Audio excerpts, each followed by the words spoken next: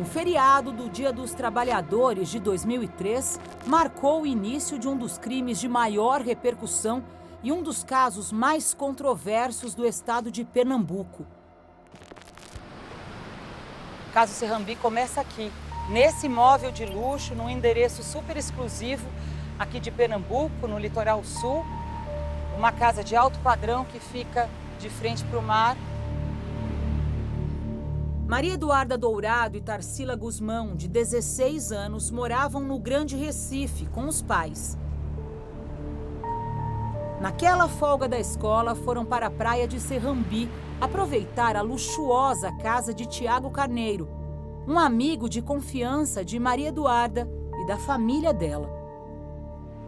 Na noite anterior, essa casa foi tomada por amigos do empresário do Tiago Carneiro, com muita música. Houve um churrasco e também bebida alcoólica. O churrasco foi bem polêmico. Foi durante essa festa que uma parte da turma, todos entre 16 e 20 anos, combinou um passeio para o dia seguinte. Elas embarcaram numa lancha como aquela ali e seguiram sentido Pontal do Maracaípe, que fica mais ou menos 20 a 30 minutos daqui pelo mar.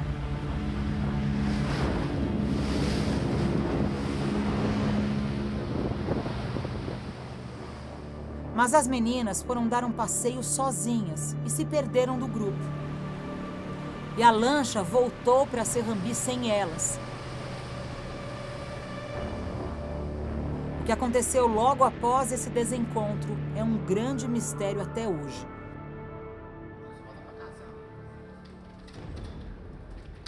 Ninguém estava com celular nessa época, elas não estavam, não tinham como se comunicar, nem os amigos tinham como avisar elas, diziam, a gente vai embora. Elas saem então, já que não encontram mais a lancha, elas vão andando de Maracaípe para Porto de Galinhas. Fizeram um contato telefônico, que está demonstrado nos autos, até com o Paulo, e marcaram um local, que também não foram para esse local, houve um desencontro, e aí não voltaram mais para casa. O que se sabe é que 10 dias depois, o sumiço das duas amigas teve o pior desfecho que se pode imaginar. Os corpos das duas estudantes foram encontrados com o biquíni que elas usavam na praia. Os parentes atribuem ao duplo homicídio a falta de segurança nas praias do litoral sul do estado.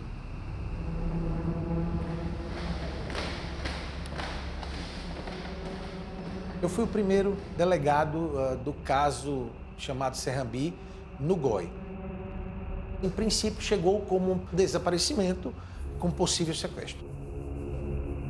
Maria Eduarda Dourado, a Duda, vinha de uma família tradicional, dona de usinas de açúcar.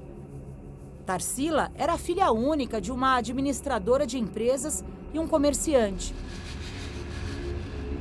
Passadas 24, 48 horas, não batia com as características de sequestro e, de fato, não houve nenhum pedido de resgate. E aí começou a se especular várias coisas. Se elas tivessem saído de Pernambuco, fugido para outro lugar, se pensava que pudessem ter ido para a casa de uma colega, de um namorado. Até que apareceram essas fotos. Tiradas quando as adolescentes desembarcaram na lancha em Pontal do Maracaípe. Quando aquela foto chegou nas redações dos jornais, aí foi que a coisa teve um vulto maior, porque eram duas adolescentes de classe média que os pais estavam desesperados e não conseguiam mais encontrar. Pelo registro do boletim de ocorrência, a última foto das duas, aquela imagem que marcou essa tragédia, foi tirada exatamente aqui. A foto foi feita por um amigo das duas. É a imagem que marcou esse crime. A partir daí, a gente foi conversando com as pessoas e entendendo o que aconteceu. Duas testemunhas contaram à polícia que viram Duda e Tarsila pedindo carona naquele fim de tarde.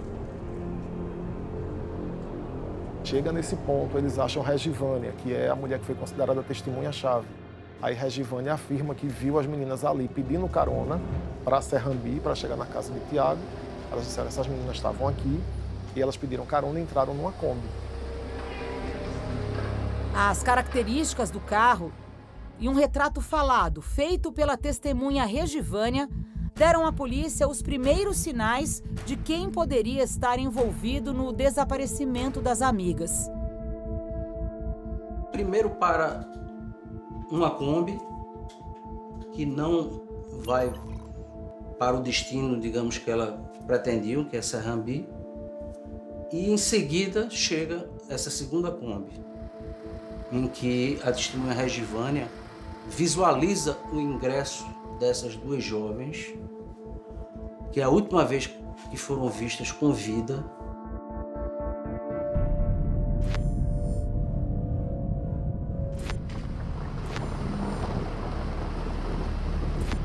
Eu tenho a impressão que é aquele morro ali. Pode ser esse daqui, ó. Também. Aqui faz tempo que aqui não passa o caminhão da usina, né? 13 de maio de 2003 é uma data que os familiares dificilmente vão esquecer. O dia em que Duda e Tarsila foram encontradas mortas.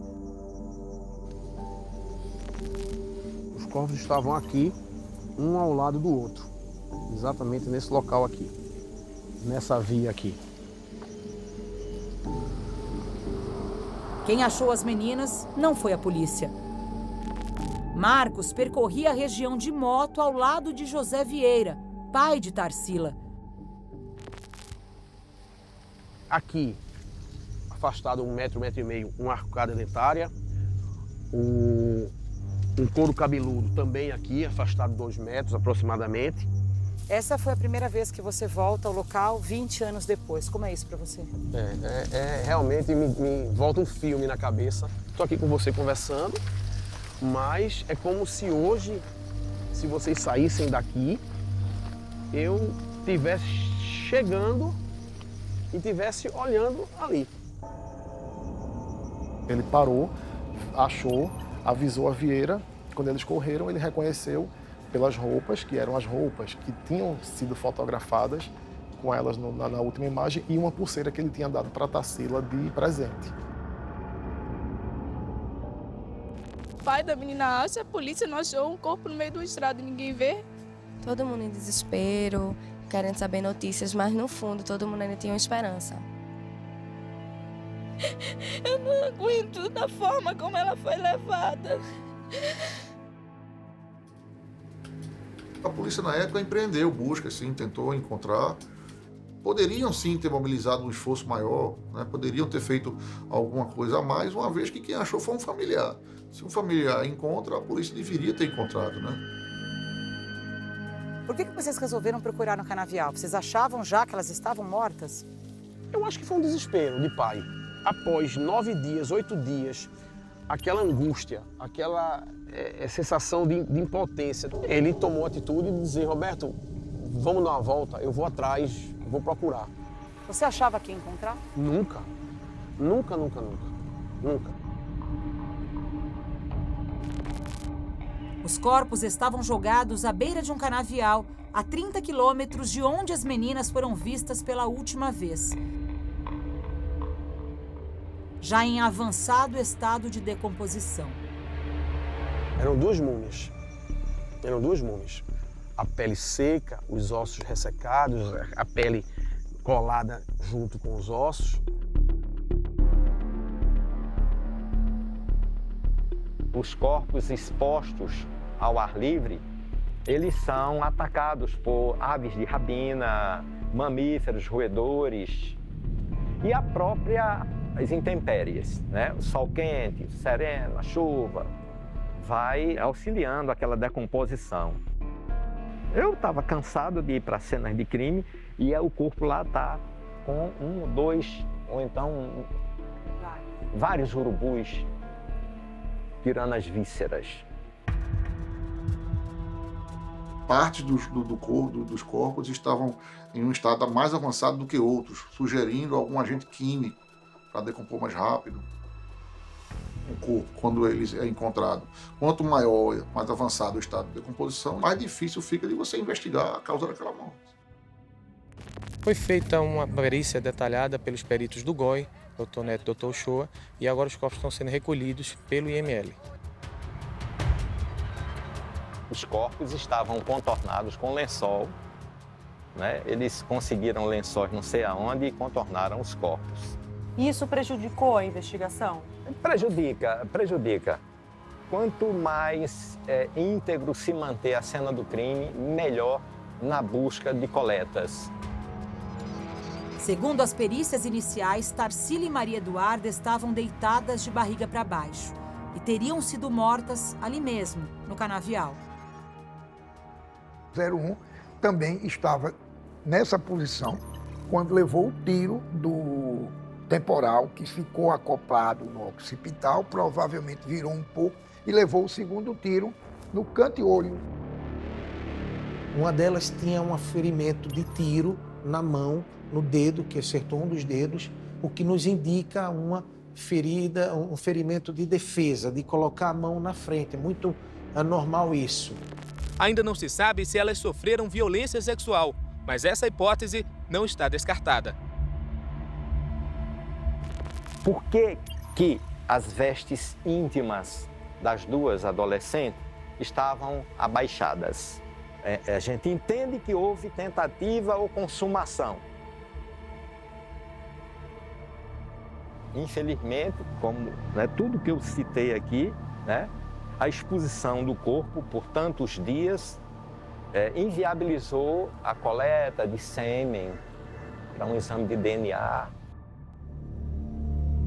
A gente tem que lembrar que esse tipo de crime, de certa maneira, é odioso dizer isso, mas acontece em Pernambuco e acontece em vários outros locais do Brasil. Na mesma época aconteceram outros bem similares, não eram de classe média alta, não chamou a atenção da imprensa, a verdade é essa. Quando vocês telefonaram para o delegado, para o Aníbal Moura, qual foi a reação dele? Surpreso, por nós termos achado, porque aí eu disse aí, doutor Aníbal, a gente achou as meninas. E aí ele só perguntou, onde é que vocês estão? Eu digo, a gente está no canavial aqui em Serrambi, e aí com cerca de, posso estar enganado em termos de tempo, uns 40 minutos aproximadamente, com 45 minutos eles chegaram. Aníbal Moura foi expulso da Polícia Civil em 2014, acusado de se aproveitar do cargo para comandar uma empresa de segurança privada. Mas na época do caso Serrambi, ele era chefe da Polícia Civil de Pernambuco e o delegado que comandava o caso. Ele foi pessoalmente ao canavial junto de outros investigadores do Grupo de Operações Especiais, o GOI. Com os corpos encontrados, fica mais fácil chegar aos acusados? Porque em nenhum momento a gente parou a investigação, não é? Eu digo que, evidentemente, a gente vai chegar aos autores. Com o avanço das investigações, 2 nomes ganharam destaque na lista de suspeitos. Irmãos que dirigiam combis de transporte alternativo parecidas com aquela em que Dudu e Tarsila foram vistas antes de desaparecerem. Nesse momento, a gente já tinha o retrato falado, feito por essa testemunha. Eu peguei o retrato falado e levei até uma criança. E mostrei, conhece esse aqui? Ela falou, meu tio Cal. Cal é o apelido de Valfrido Lira. Não demorou muito para que ele e o irmão Marcelo fossem presos.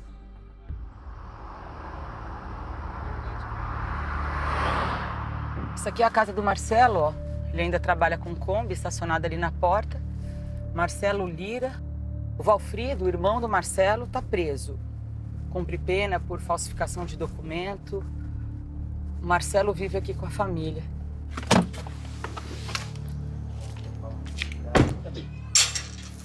Bom dia, tudo bem? Bom dia, tudo bem? Preparado para falar comigo? Sim. Vamos lá? Vamos. Qual foi sua reação quando a polícia acusou você do crime? Como é que foi isso? A polícia chegou lá na casa do meu amigo, derrubando a porta, dizendo que a casa tinha caído. A casa caiu por quê? Você está sendo acusado de ter matado Maria Eduarda e Tarsila.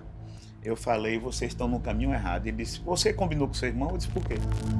Seu irmão está aí preso já, Valfrido. O Valfrido estava dentro de um carro e eu não sabia. Foi muita polícia. Marcelo e o irmão dele, Valfrido Lira da Silva, 35 anos, foram reconhecidos por testemunhas como os combeiros que seguiram com as adolescentes para Serrambi.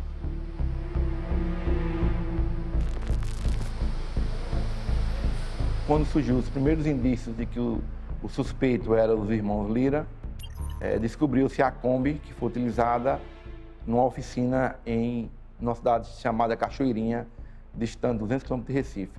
Esta Kombi estava na oficina de lanternagem e funilaria e já estava praticamente sendo desmontada para a realização de outro serviço. Por que o para-choque foi pintado? O para-choque era verde e foi pintado. Porque a retirada às pressas dos adesivos para descaracterizar. Então tem uma série de coisas como um quebra-cabeça, sabe? Nenhum dos álibis dele batia. As festas que eles tinham ido no dia, um dia antes, um dia depois do crime, não foram realizadas. Pergunta a esposa de um, seu marido dormiu em casa no dia 3? Ela diz, dormiu. Aí depois ela diz, não, eu não lembro a hora que ele chegou, não lembro se ele dormiu aqui. Uma das coisas que mais chamou a atenção a gente é alguém sair de Porto de Galinhas, ali naquela região, e ir para um município a mais de 130 quilômetros de distância para, em tese, fazer reparo de funilaria num carro enferrujado que era utilizado para fazer transporte de pessoas. Seria muita coisa para tão pouco. A oficina que Marcelo levou a Kombi era de um amigo dele, o Cocó. A minha sorte, graças a Deus, foi que Cocó não teve tempo de mexer no carro, que na quinta-feira é dia da feira de Cachoeirinha. Na sexta ele pegou uma oia, fez outro serviço. No sábado ele não trabalhou, inclusive no sábado eu comprei uns bombons e dei à filha dele, que tem uma filhinha chamada Aline. Eu comprei um barbeador Probar, que é amarelo. Tirei a barba, olhando no retrovisor da Kombi, coloquei no porta-luva da Kombi. A Kombi continuou lá. Marcelo jamais imaginaria, mas algo tão simples e rotineiro se transformou em uma prova contra ele mesmo. O laudo da perícia realizada no canavial apontou que um barbeador da mesma marca, papéis de bala semelhantes aos que estavam na Kombi de Marcelo, além de um pedaço de corda azul de nylon, foram encontrados junto aos corpos, o que complicou a situação dos irmãos. Embora não tenha sido conclusivo em relação a apontar que se tratava do mesmo aparelho posteriormente localizado na Kombi do Marcelo, também não afastou, não excluiu a possibilidade de ser da mesma cartela.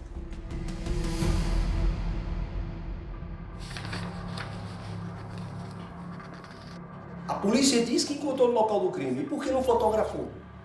Se fotografou tudo, e por que não fotografou esse material? O papel de bala, a corda, o papelão e a haste de barbear. Me dê uma explicação por que foi que esse material não foi fotografado no local do crime, como manda a lei. Como é que esse material, o barbeador, o fio de nylon e o papel de bala e de bombom foi parar na cena do crime? O mesmo material que estava dentro da sua Kombi. Quando a polícia chegou, pegou o barbeador, pegou o papel de bombom e pegou uma corda de nylon, que a maioria das Kombi tem uma corda, que é para quando quebrar, o amigo puxar. Aí, quando eles me prenderam, eles me levaram para o local do crime, eu fiquei embaixo na pista, e eles botaram tudo dentro do saco e colocaram lá em cima no local do crime. Você viu a polícia recolhendo esse material na sua Kombi? Não. Você viu a polícia plantando esse material na cena do crime? Eu conheci porque eu vi o barbeador que ele estava com uma bolsa transparente, uma bolsa branca, transparência. Com quem estava essa bolsa transparente? Não lembro porque tinha muita polícia, mas estava com o policial. Ele subiu e com certeza colocou lá no local do crime. Eles alegam que não haveria um registro fotográfico no local. Só não há pelo perito que faria esse registro, porque ele chegou atrasado. E quando ele chegou lá, a equipe já tinha saído com o material fotografado pela equipe, sem ele. A equipe que eu digo dos peritos, sem ser o perito fotógrafo. Agora é interessante, como é que alguém vai assassinar outra pessoa e deixa um presto-barba lá? Interessante, um presto-barba sem um estojo, só tava o toco. Ou seja, a haste de barbear. Porque a parte que tem a lâmina não estava lá. Ora, por que não estava? Porque se estivesse, fazia-se o comparativo biológico. E lá, como trata-se de zona da mata, há muita chuva. Como é que um papel deixado por um meliante, 10 dias depois, esse papel de bala se encontra no mesmo local? E o perito diz que cientificamente era impossível isso. No início, a gente tinha muitas dúvidas porque eram muitas versões e especulações que surgiam. E a gente, como repórter, a gente tem que duvidar de tudo mesmo, né? E a gente se perguntava, mas será que isso não tem um fundo de razão? Será que isso aqui não pode ser verdade? Será que não podem ter falhado aqui? Para mim, assim, muito claro que ele entendia que não havia prova para acusar ninguém. Seja combeiro, seja quem quer que seja. Não havia, no inquérito, provas suficientes para uma denúncia. Essa era a postura dele. Miguel Salles, morto em 2014, foi o primeiro promotor de justiça do caso e não se convencia da consistência das provas apresentadas contra os irmãos Combeiros. Tá faltando alguma coisa aqui, ó. Essa prova não é suficiente. Vocês estão dizendo que acharam um barbeador no chão e um barbeador na Kombi. Barbeador não é prova de crime. Não aceito. Volta para investigar.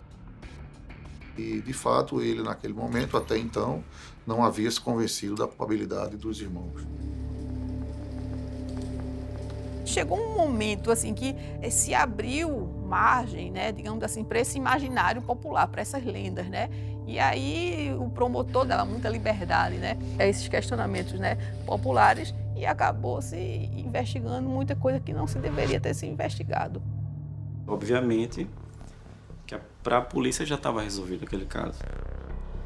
Então fica difícil você dizer, ó, preciso de mais provas e você que tem que produzir a prova não quer fazer. Então acabou que, tá, e aí, doutor, o que o senhor quer que eu faça? Mas ele acabava dizendo porque a polícia estava inerte.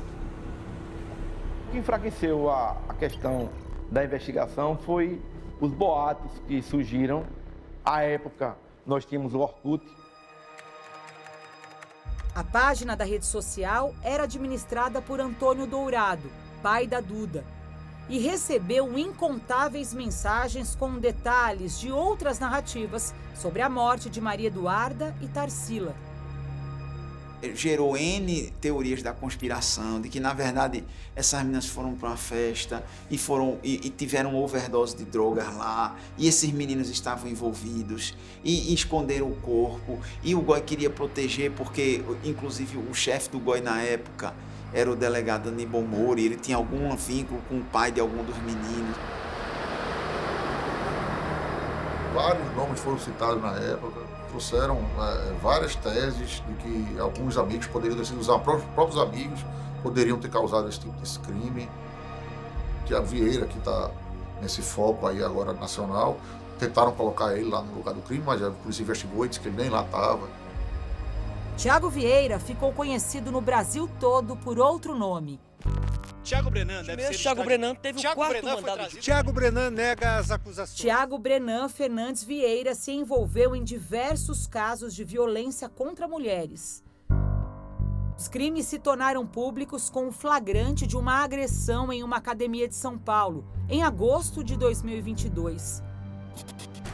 Em 2003, o pernambucano, de família milionária, era um jovem de 23 anos que já ostentava uma fama de encrenqueiro.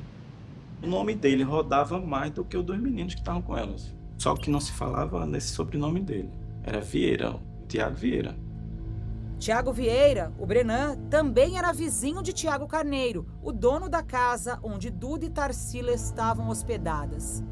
Que houve uma confusão de prenomes, já que na casa onde Tarsila e Maria Eduarda ficaram hospedadas, havia muitos Tiagos. 2 ou 3 Tiagos.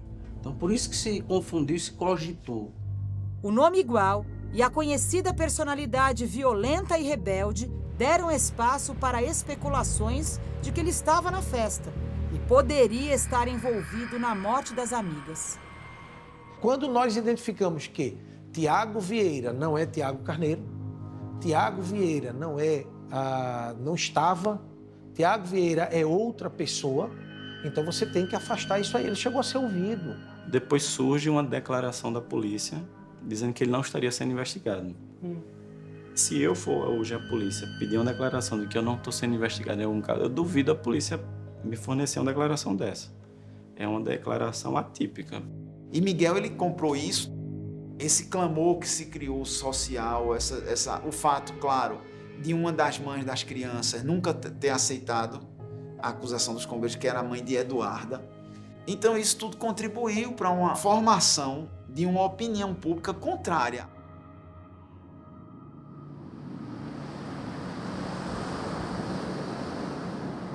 Houve uma narrativa no processo por conta de algumas testemunhas dizendo que Maria Eduarda teria tido uma overdose numa festa com pessoas conhecidas e um tiro teria simulado uma possível execução na Maria Eduarda. Como você bem colocou, é uma narrativa. O que é que a ciência nos traz? O que é que as perícias dizem?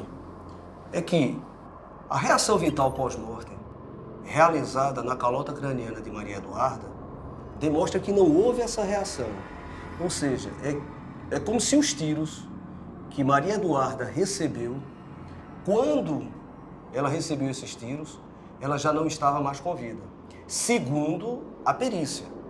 Mas isso não leva a crer 100% de certeza que ela tenha morrido de overdose.